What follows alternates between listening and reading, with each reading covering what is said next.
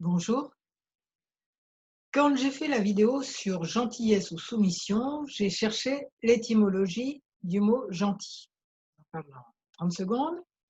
Et j'ai aussi cherché celle du mot méchant, ce qui m'a donné envie de faire cette vidéo sur méchant ou désespéré. Le mot gentil, je vous en parle vite fait parce que c'est assez intéressant la façon dont les mots évoluent. Je suis fascinée par des mots comme péripatéticienne, d'où vous voyez, bon, le sens actuel, on connaît.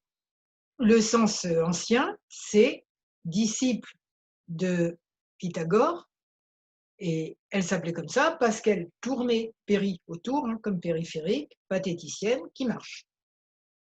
Le sens actuel, ils ont enlevé la philosophie et resté le reste. Le mot gentil a évolué aussi d'une façon assez bizarre. En fait, il vient de gentilis, les gens.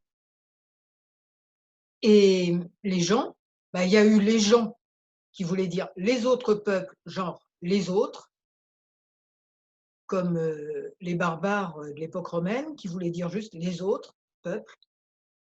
Et donc, ça a donné les gentils, entre guillemets, qui étaient les gens qui ne sont pas de la bonne ethnie, la bonne religion, qui se trouvait être la religion juive à l'époque. Et ça a même donné le mot goyim, qui veut dire en fait gentils, les gens, les autres, sans jugement de valeur par rapport à une religion ou à une autre.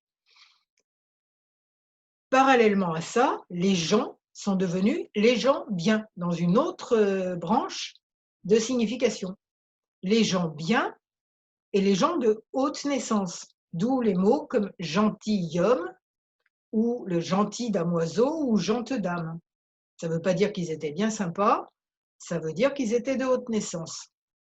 Et du coup, comme le mot noble, ça a évolué vers des nobles sentiments, un noble comportement, d'où le mot gentil actuel.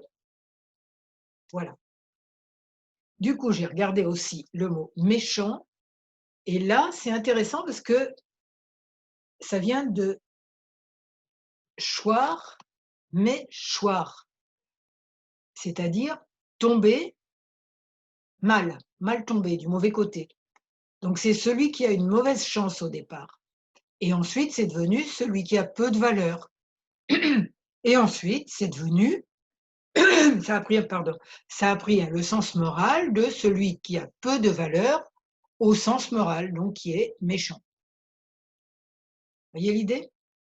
Mais qui est tombé du mauvais côté, donc qui n'a pas de chance, qui n'a pas qui n'est pas heureux, quoi.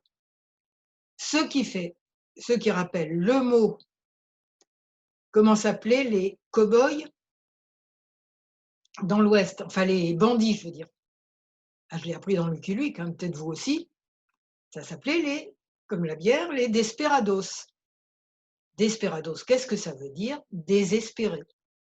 Donc que ce soit, donc le mot méchant est bien allié à la notion de souffrance. Et ça, c'est hyper important, quoi, parce qu'on n'est jamais méchant par hasard, c'est évident. On est méchant parce qu'on souffre, et à partir de là, on a un comportement dit méchant, un comportement blessant pour les autres, effectivement, hein, c'est une réalité. Mais ce comportement, il sert juste à dire: «Oh, touchez pas ma partie blessée en moi parce que j'ai trop mal. Je préfère dire que c'est vous qui n'allez pas bien. Je préfère vous faire du mal pour me sentir fort pendant ce temps-là». C'est ça être méchant ou desperado, désespéré au point de faire mal. Bon, si cette vidéo a été un petit peu éclairante et a servi à quelque chose et surtout à voir pourquoi je voudrais qu'elle serve cette vidéo, c'est qu'on voit les méchants, soi-disant méchants, comme juste des gens qui souffrent à l'intérieur et qu'on n'ait pas envie de leur en rajouter en les punissant, qu'on ait juste envie d'agir de la façon la plus efficace qui soit pour que cette souffrance s'apaise. Évidemment, pour arrêter qu'ils fassent du mal aussi. Il y a les deux faces. S'il n'y en a qu'une, on n'est que dans la répression et on ne fait que d'aggraver le processus. Et si on est dans «Oh le pauvre petit et puis bah, continue, c'est pas grave», c'est pas mieux, hein. C'est la société qu'on ne va pas aider, c'est soi-même qu'on ne va pas aider.